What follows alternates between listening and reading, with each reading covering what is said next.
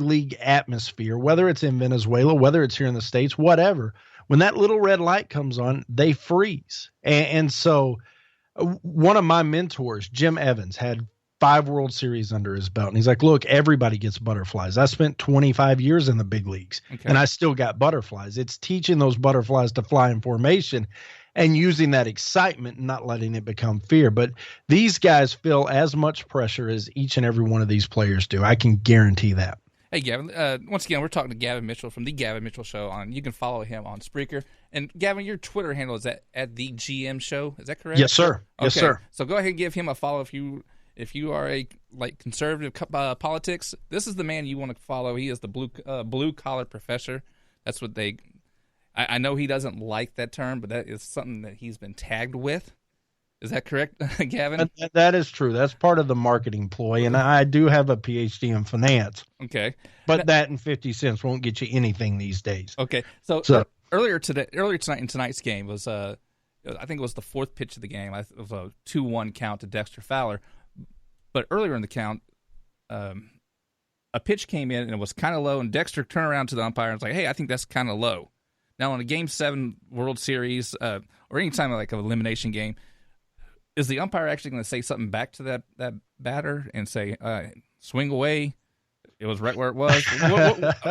What are you going to say if that's you? Let me say this.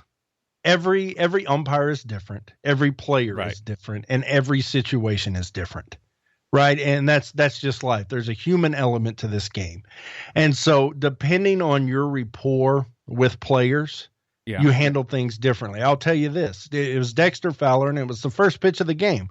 It was a little changeup that fell off the plate, and it finished low, but it came through. Right. And so Dexter saw it down because he saw where it finished. Sam Holbrook is a home plate umpire tonight, saw it come through, and so he called it a strike. Right. If that's me, if I'm Sam Holbrook, and I've had problems with Dexter Fowler throughout his career because these guys work with each other throughout their careers. Right. They see each other once a week probably. Oh yeah, well, maybe it's once a month. It's less than that, but the point is, a lot of these guys come up together in the minor leagues with the umpires. A lot of these guys have been in the big leagues 15 years. They know each other by a first name basis. Okay. And so if he had a lot of problems, if I had a lot of problems with Dexter, I just tell him, not tonight. Not tonight. I'm just telling you now. If Dexter's a good guy and he doesn't complain about much, and it's Game 7 of the World Series, and if ever an athlete's going to compete, it's going to be here, right? Right. Yeah, I completely agree with you. You got to factor that in too. And so I would just say, hey, you know what? With guys that had a good rapport that didn't just complain to complain, and it was always somebody else's fault.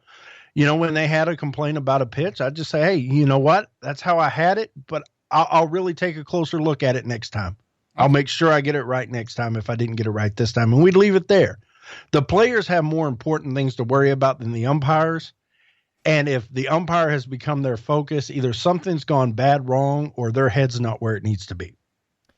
Hey, Gavin, and I know with umpires, you're all over the field. It rotates every game or a series. What was the place you liked to be the best? I'm sure it wasn't behind the plate, but did you like third base, first base, or the field? Did you have something like, man, I'm glad I get to be out in the field today, or man, this pitcher's great, and I love calling him his balls and strikes? Yeah, well, with umpiring, being behind the plate's kind of like being the quarterback. Yeah, right. You're engaged every pitch, and so when I had good games, I love being back there. Yeah. I loved it when pitchers were close to the zone and they had control, and they'd find out how far off the plate I would go, whether it had to pick up the corner or if I'd give them half a ball or a ball, and they would stay there all night. I loved it when pitchers were on and the game was tight. I love being back there.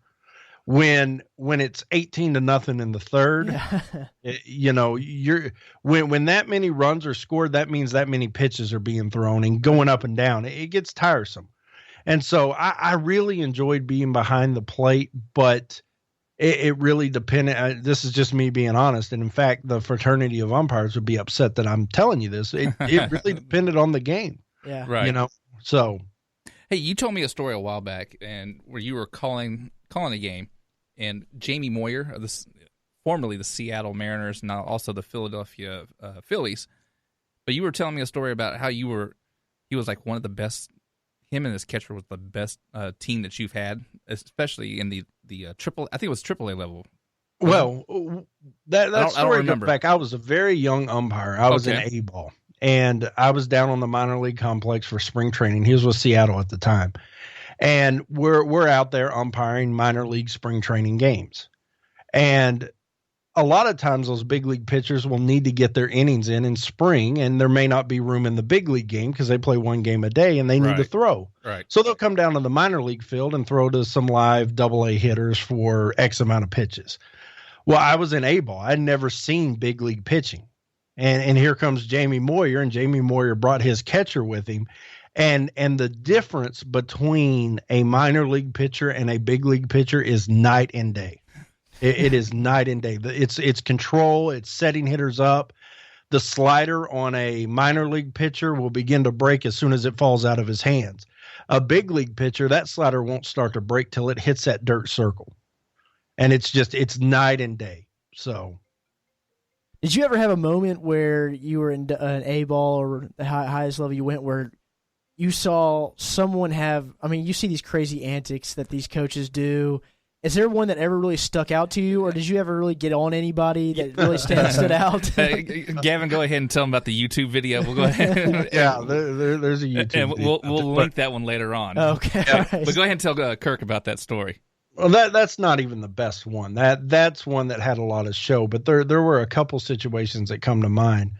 One, there was a situation where, and you got to understand, I can't throw people under the bus here because it is a fraternity, Sure. but there was a situation where maybe the home plate umpire lost control of a game and people were getting hit, fights were breaking out. And when you're on the bases, you don't have a lot of control over that, over warnings and ejections of pitchers and things like that. And after the second bench clearing brawl, we realized, the guys in the field, that, hey, we've lost control of this. And so they all turned to me because I had experience in winter ball overseas, and it gets crazy over there. I mean, it gets nuts. Okay. And so they're like, well, what would you do? And deep in the rule book, it's lore. You hear of people doing this, but nobody knows anybody that actually did it, right? Okay. And it's deep in the rule book. I said, we clear the benches. And they're like, what? I was like, yeah. And you can, as an umpire, you can have everybody that's not in the game or part of the coaching or training staff leave the field, go back into the clubhouses and not be on the bench. It doesn't mean they're ejected from the game. It just means they're not on the field. And I just figured 18 guys was a lot easier to control than 50. Right. So, and all the taunting and stuff like that goes Right. away. And so I went to the managers and I said, look, they're not ejected. You can bring guys out and get them loose as you need to. I'm just not going to have guys hanging around because we can't control them. So everybody's going to the clubhouse unless you're part of the coaching staff, you're part of the training staff, or you're in the lineup. And I expected it to turn into a big, there are words you use, but a big problem. Right. And they both turned around like they were paid off and cleared the benches. And it turned out both big league general managers were in the stands that night, and they came to our locker room and they're like, hey, great job. We're calling New York. And I really believe that was part of my success, was that word got back that, you know, when things got out of control, that we were able to get control back pretty quickly. All right. Once again, we are talking to Gavin Mitchell from the Gavin Mitchell Show, former Major League Baseball umpire. Let me ask this one last question. And Kirk, do you have another one after that? Yeah, I just want just one quick one. Go ahead, Kirk. Go ahead. I was just going to say, you mentioned Venezuela. Now, you umpired a little bit in Venezuela. Is that correct? I did.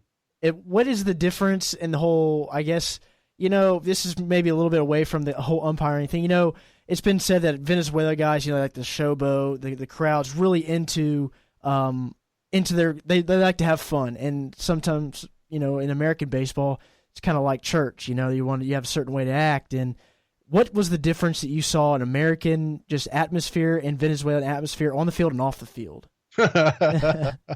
It is night and day. It truly is. In Venezuela, they have live bands in the stands that play in between innings. They have dancing girls on the dugout, the mascots out on the field.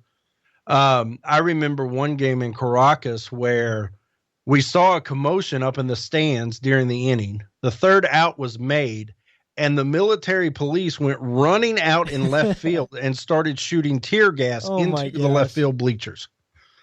And that's no lie. I was standing next to Fernando Rodriguez when it was going down. And I was like, what is going on? He's like, oh, it happens all the time here. I'm like, what? They're shooting tear gas into the stands. It's just a thing, right? It's just a thing. It's just another Friday night at the ballpark, I guess, man. I had beer dumped on me. They threw batteries. They would throw whole bottles of beer. And down there, it's glass bottles. In fact, there's a pretty prominent center fielder that is from Venezuela that came to me during the inning. He called time and he ran up and he handed me a full beer bottle. He said, hey, they just threw this and it hit me in the back of the head. Well, they were the visiting team. Wow. And I said, well, what do you want me to do? Did I was like, drink because if I get on the intercom and I tell these people, please don't throw stuff, what do you think they're going to do? He's like, throw stuff. I was like, exactly. So what would you like me to do here? I need you to wear that one, Hoss. And so he wasn't real happy about it, but yeah, it is night and day. I mean, those guys from the Latin countries, they're very passionate, and you have to understand they grew up in a different culture. And so they bring their cultural norms with them, and they grow up in a very passionate game. And for a lot of them, the only way out of a third world suppressed country, and I don't want to get into the topics of my show, but a socialistic country, and they have an opportunity at freedom and democracy and America. And the only way to do that is through the game of baseball. And so they play every pitch like it's their opportunity to get out of that hellhole that is Venezuela or the Dominican Republic or whatever it may be. Okay. Hey, last question. And you were talking about the fraternity of umpires and not wanting to disrespect one umpire to another one. I really didn't like the instant replay initially when Major League Baseball adopted it. As a former umpire, how do you feel about it now? I will tell you this. The four guys in black shirts on that field, regardless of what the media says, regardless of what players or managers say when they're upset, if you get them when players and managers have a calm, level head, every one of them to a man would echo what I'm about to say. Nobody on that field wants to get the call right more than the umpires. I promise you that. If you need an example, look at Jim Joyce when Osvaldo Jimenez had his perfect game disrupted because of a missed call at first base. Jim Joyce was in tears. Right. We remember that, the Detroit Tigers. Yeah, that was it was 2-3 years ago. It was Colorado Rockies and somebody, I think is what it was. It was in Colorado. Right. But he was in tears, and that's legit. And nobody wants to get it right more than these guys. Now, the idea of instant replay, the big question on the umpire side of the fence, and you have to understand, everything's collective bargaining. The umpires are unionized. Right. Major League Baseball is the employer, and everything's unionized, so everything is contract negotiations. Well, what happened to get replay in is there were some guys that thought they were going to get clever and resigned short of a contract expiring in 1999. There were 22 guys who sent in resignations ahead of the contract expiring because what would happen, I don't want to get too deep into it. Okay. The season ends late October, early November, and then their contract expires December 31st. You go to spring training at the beginning of March. So January and February, you weren't getting paid. You were locked out, and they had time to do what they wanted to. Okay. So the umpires thought they would force their hand and force them to negotiate and lock in a contract before the season was up. So 22 of them sent in their resignation thinking it was going to be a union-wide thing. Well, it turned out that wasn't the case. A lot of those guys were not rehired. And so when this instant replay came back, there were 4 or 5 that were very interested in going back to work, and baseball was okay with them coming back to work. Okay. It wasn't time for them to retire. So what the union did is they gave instant replay the okay from the union to get those 4 or 5 guys hired. And that's how it got introduced. Now, how does the fraternity feel about instant replay? I will tell you this. Anything that helps them get the call right, they're for it. Okay. The concern is, how far does this go? Because we know we have QuesTech, right? The laser that decide whether an umpire missed a call or got it right when it came to balls and strikes. The question is, how far does it go? And what you don't want to do is bargain your way out of a job. Right. See, and I'm not so much. I still like the human error of balls and strikes. Now, this whole thing of instant replay coming back, especially through these playoff series, where you see a hand barely coming off the bag, and they're going, "Oh, hey, that hand